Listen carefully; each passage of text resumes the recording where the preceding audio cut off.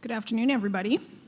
Can you hear me okay? Just give me a thumbs up. I'm a little short, so okay, thank you.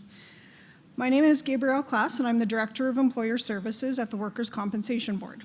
I have the pleasure of beginning today's WCB 101 session with an overview of our employer services. I will walk you through how to make your WCB account work for you by sharing some high-level information regarding an employer's journey with Workers' Compensation Board. I will highlight the employer services offered and touch on some of the feedback we've heard from you, the customer, as well as share an overview of our employer transformation efforts. An employer starts their journey with Workers' Compensation Board when they register their business. Employers in a mandatory industry are required to register for an account within 30 days of workers starting. This includes full-time, part-time, casual, or contractor workers. All workers in a mandatory coverage industry are automatically covered. Voluntary coverage is available for some industries and occupations that are not mandatory. For a full listing of our voluntary industries, we do have that outlined in our miscellaneous regulations. The most common one would be farming. There are also voluntary options for sole proprietors, partners, and directors that are not carried on the payroll. One of the principles of Workers' Compensation Board is exclusive jurisdiction. This means that the rules of the province where work is performed will supersede the rules of out-of-province employers' home base. Businesses that meet the frequency or duration criteria of our out-of-province employer coverage policy and operate in a mandatory industry are subject to the same rules as a Saskatchewan-based employer. Once an employer is registered, there are some key responsibilities to keep in mind. First one being you must report your annual payroll and contractor wages by February 28th of each year. This year we had 87% of our employers report on time, which is an improvement from only 82% in 2022. Second responsibility is to obtain clearances and letters of good standing. The third is to pay your annual premiums on time. And the fourth is to report injuries to the WCB within 5 days of being advised of the injury. In 2022, only 50% of employers actually met this criteria, so there's definitely an opportunity to make that easier for employers to file those injuries. And last but not least is to provide a safe workplace. The last two responsibilities lead an employer's journey into the hands of the Operations and Prevention Department, which Trish and Jonathan will touch on later in this session. So I'm going to spend a little bit more time touching on the first three responsibilities in a bit more detail. Every employer who has an existing WCB employer account with our office is required to complete and submit their employer's payroll statement, or EPS. The EPS is sent to employers annually in January and needs to be returned by February 28th. We offer filing options via online services, fast file, email, or mail. This year, over 94% of our employers filed their EPS online. The EPS is the annual reconciling between estimated and actual wages paid in the previous calendar year and the estimate for the current year. On your EPS, you must report actual gross payroll earnings for the previous calendar year, provide us an estimate for gross payroll earnings for the current year. Both of these figures are subject to a maximum assessable rate that is set for the year. So for 2023, this level is at $96,945. All contractors hired in the previous calendar year should be reported, and confirmation of optional personal coverage if it is applicable. Most of the work for reporting contractors on the EPS has already been done by obtaining clearances. If you obtain clearances for all payments made to the contractor for work in a calendar year, when you receive your EPS, all you need to do is verify that the amounts are correct. Any contractors that you did not obtain clearances for or whose amount varies from the EPS amount should also be reported. Payroll estimates should be kept as accurate as possible, and revisions can be made any time during the year, but must be done prior to December 31st to avoid any underestimate penalties. Revisions can be submitted online, by mail, email, or phone. If a business does fail to return their EPS, they may be subject to an arbitrary assessment and this includes cancellation of optional personal coverage if it's applicable. Filing your EPS online can be done using your online services account. However, if you do not have an online services account yet, you can still submit your EPS online using our Fast File feature. No account is required, just a firm number and an annual access code. Fast File is a great option if you have a third party, such as an accountant, that wants to submit the payroll on your behalf. This gives them the access they need in order to submit, but doesn't give them full access to their online services account, which may include other information that you're not willing to share. In 2022, 56% of our audited employer payroll file or employer audits resulted in adjustments. During the course of these employer audits, we've been tracking where these mistakes have happened, and some of the most common reporting errors are listed on the screen. So the top one is calculating assessable earnings.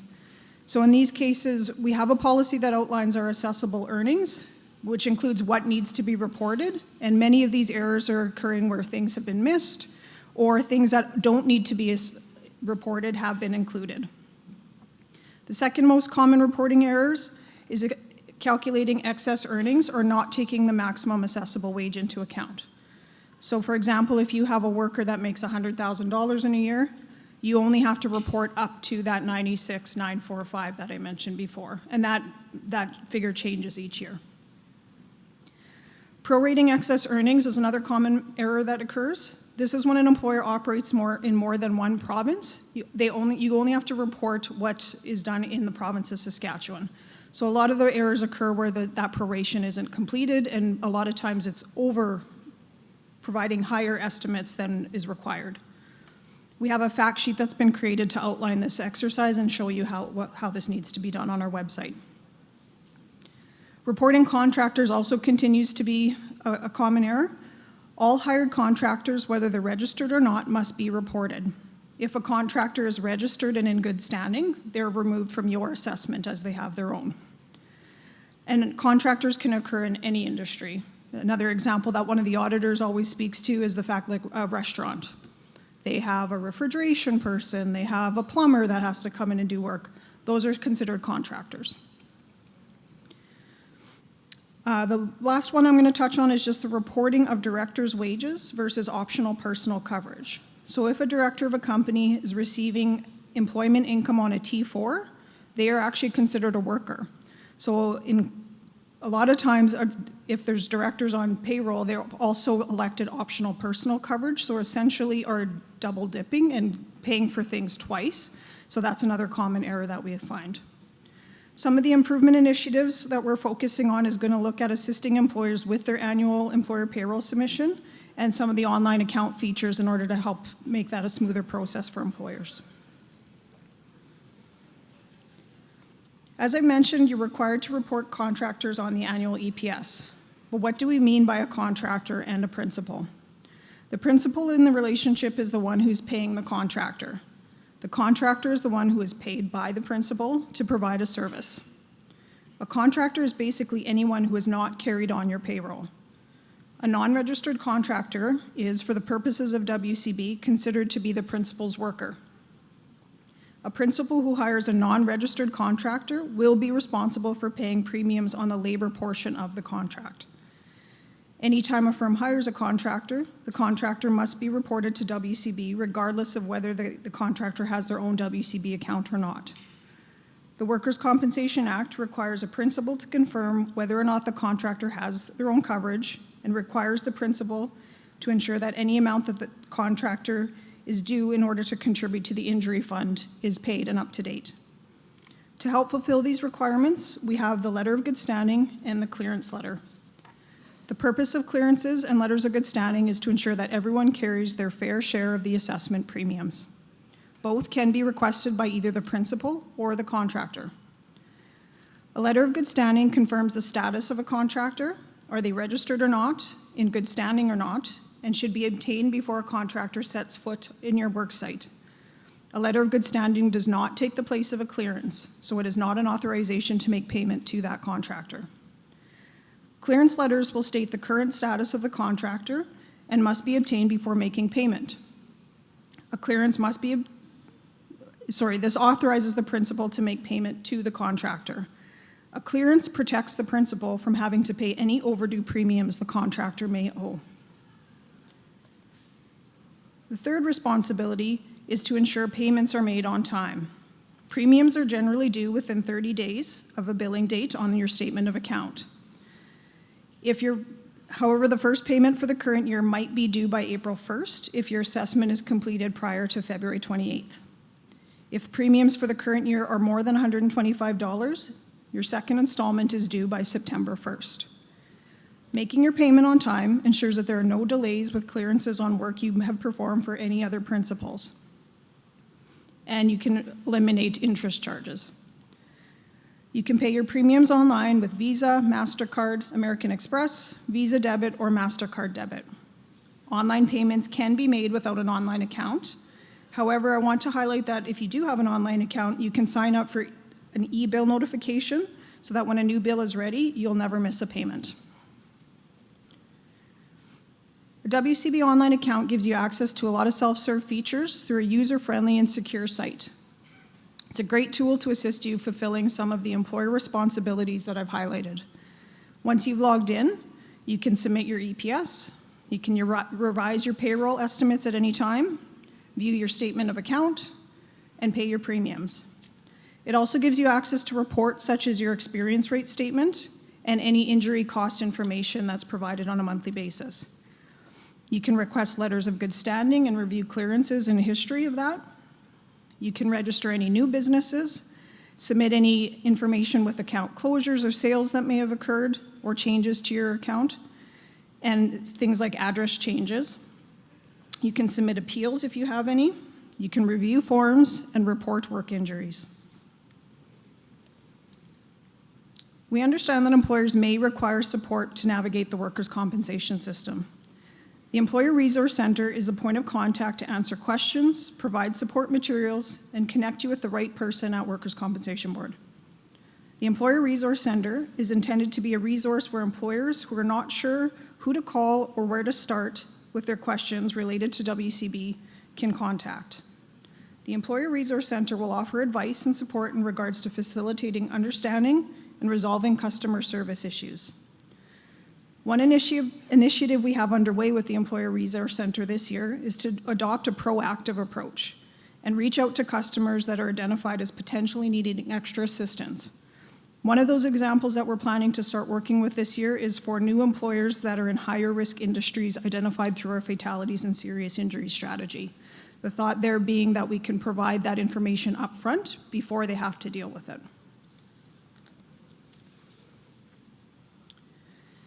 Back in 2021, Employer Services developed a target operating model, which is a vision of how we are going to deliver value to our customers and serves as a guiding framework for our transformation efforts. We want to ensure our people have the skills and capabilities to support the customer in our processes. We want to ensure our processes are well-defined and efficient. We want to define how our services are delivered across WCB as a whole. We want to enable technology and tools to support these processes. And we want to ensure we have the correct information required to drive better and timely decision-making. And we want governance and controls put in place to help manage these processes. We've designed our transformation initiatives and feedback around this target operating model and feedback we've been hearing from our customers. So we've heard things like our clearance process is cumbersome. Our forms are confusing. Customers have also voiced that they'd like access to claim-specific information or claim status updates on a more regular basis, and other expanded self-serve options through our online services. Keeping these in mind while we're preparing for our technology modernization, we're aiming to improve that customer experience by simplifying these processes and providing better information. In late 2022, we also began development of a risk-based, responsive compliance model. This was based on reviewing international standards, leading practices, jurisdictional scans, and best practices of these jurisdictions around their compliance approaches, and determined a three-year roadmap for implementing. The first phase is going to start off with education. We recognize that WCB is not necessarily an easy system to navigate, and the majority of customers might never have had a claim and have to go through that for a first time. and they have a business to run, so workers' comp might not be their forte. So we want to help with a compliance model by focusing on employers that need that extra support and meet them where they're at in order to help them follow the rules that are outlined. So in the first year with the education, we're looking for development of a compliance checklist and creating a library of materials that customers can draw on when they need. Also in 2022, our employer payroll audits, as I mentioned, resulted in 56% of files that had adjustments. So this indicates that our payroll reporting process might not be as simple as it could be and may be confusing to employers that have to file on an annual basis. I already outlined some of the common reporting errors, so this year we're focusing on where some of those opportunities are, where the common mistakes are made. We're also focusing on education, in this case, in a targeted approach. One example of this is that earlier this year, we reached out to over 4,000 of our newly registered customers to offer support while they were filing their annual return for the first time. And we've had pretty decent success and a lot of really positive feedback from employers with that initiative. We also know that quality service is very important. We're developing an internal formal quality assurance program that's designed to provide an increased level of confidence that standards and guidelines are established and being followed and executed in a consistent manner. Employers will benefit by this so they can expect consistent service from us, and we'll be able to continuously improve these processes, being able to identify issues quicker and knowing exactly where we need to put our attention to. And with that, I'm going to pass it over to Jonathan from our prevention department to highlight some of the safety-related resources we offer.